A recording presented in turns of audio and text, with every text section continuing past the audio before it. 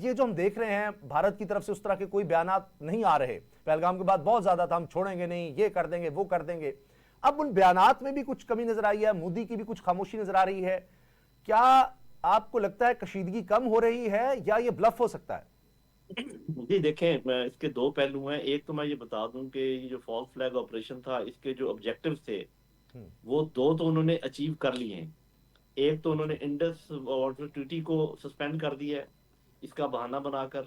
और दूसरा, अगर आपने सुना हो कि जो Indian held illegally held Kashmir है, उसके अंदर बहुत बड़ा क्रैकडाउन उन्होंने शुरू किया है। वहाँ के जो कश्मीरी हमारे भाई बहन हैं, उनके घरों को गिरा रहे हैं, उनके नौजवानों को पकड़ रहे हैं। आप यूँ समझिए कि एक ताज़ा लहर जो है ना जुल्म सितम की वहां पर शुरू कर दी गई है।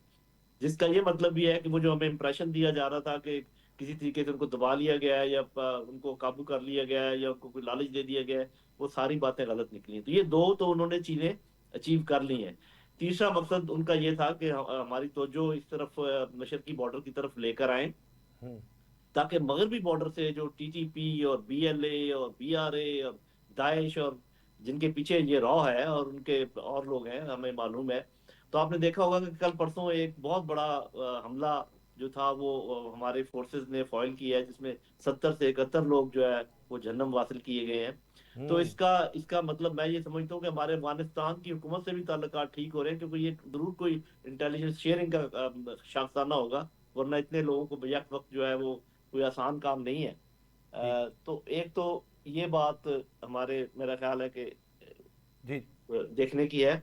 तो ये वाला तो हो गई, लेकिन एक और प्रॉब्लम है जिसमें वो मोदी फंसा हुआ है, और वो ये है कि हम्म। उसने इतनी हाइप क्रिएट कर दी है अपने अवाम में, और इतना इसको इंटरनेशनलाइज कर दिया है सारे मुल्कों के सामने अपना एक मौकफ पेश करके, कि अब इस ट्रैप से वो निकलेगा कैसे।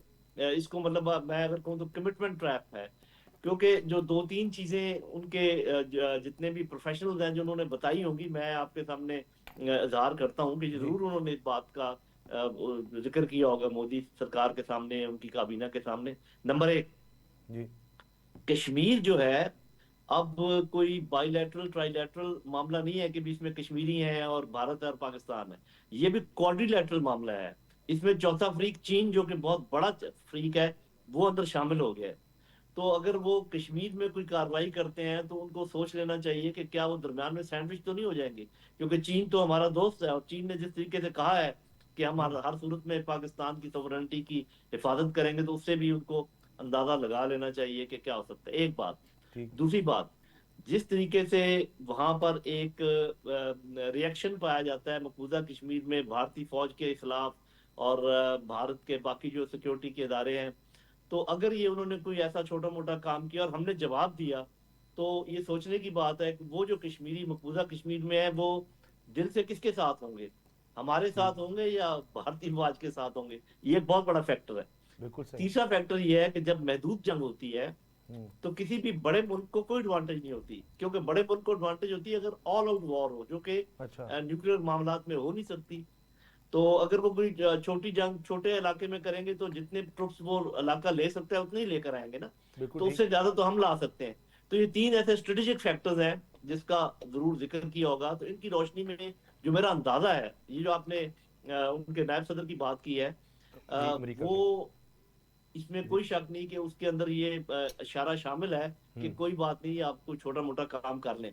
हम्म। उसके बाद आप देखेंगे कि बहुत ज्यादा प्रेशर आएगा पाकिस्तान के ऊपर कि बस यार कोई कोई कौन सा बड़ा नुकसान हो गया है। जैसे पहले उन्होंने कहा था एक कव्वाई तो मारा गया, एक दस्त को तो लगाया उनका बॉम्ब, तो क्या हो गया, आप ना जवाब देना। सही। लेकिन पाकिस्तान ने उस वक्त भी बताया था कि जवाब देना या ना देना ऑप्शन की बात नहीं है, जवाब तो जाएगा। सही। और अब भी हमने मेरे साथ क्लियर कर दिया, आज कोर कमांडर की कॉन्फ्रेंस भी है, सिपा सालार ने भी ये बात बिल्कुल क्लियर कर दी है कि किसी उसमें धोखे में ना रहना, जवाब आएगा। और उन्होंने ये भी बता दिया है कि प्लस प्लस जवाब आएगा। पिछली दफा सिर्फ था ना कि प्लस एक प्लस, इस दफा डबल प्लस जवाब आएगा। तो उनको सोच लेना चाहिए। तो अब वो क्या कर सकते हैं, मैं आपको अपना असेसमेंट दे देता हूँ। जी। जी। वो या तो ये कर सकते हैं कि कोई हाई प्रोफाइल असैसिनेशन करें, किसी ऐसे शख्स की असैसिनेशन करें जिसके ऊपर तोहमत हो टेररिस्ट की या टेररिस्ट तंजीम के साथ मुंसलिक होने की। उससे ये है कि वो दुनिया को भी बावर कराएंगे कि देखें जी, ये तो आपके रिकॉर्ड में भी ये टेररिस्ट था। तो हमने तो और कुछ नहीं किया सिवाय इसके कि इनको ये, या फिर ये कि लॉन्ग डिस्टेंस ड्रोन के जरिए कोई ऐसी जगह तबाह कर दें जिसको कि टेररिज्म का गढ़ कहा जाए, जैसे उनके ख्याल में मुरीद के है, भावलपुर है, इस किस्म की कुछ जगह है। तो ये इससे ज्यादा काम अगर करेंगे तो वो तो बिल्कुल अपने आप को भी काट लेंगे, क्योंकि जब न्यूक्लियर ताकतें बड़े किसी मामले में मुलव्वस हो जाती हैं तो वो सिर्फ उस मुल्क, उन मुल्कों के लिए नहीं, उस खित्ते के लिए, दुनिया के लिए एक मुसीबत खड़ी हो सकती है। तो मेरा जी। ख्याल है कि मुझे ऐसे लगता है कि वो करेंगे जरूर कुछ, हम्म। क्योंकि उनका, उनकी पूरी जो है ना नेशन, जो हिंदू एक्सट्रीमिस्ट हिंदू हैं वो भी देख रहे हैं जी। और बाकी भी लोग इंतजार कर रहे हैं। लेकिन वो फंसे इस बात में हुए हैं कि यार ये कैसे करेंगे, हम कुछ कर भी जाएं और जी। पाकिस्तान जवाब भी ना दे। अब अच्छा। जवाब ना देने का कोई इम्कान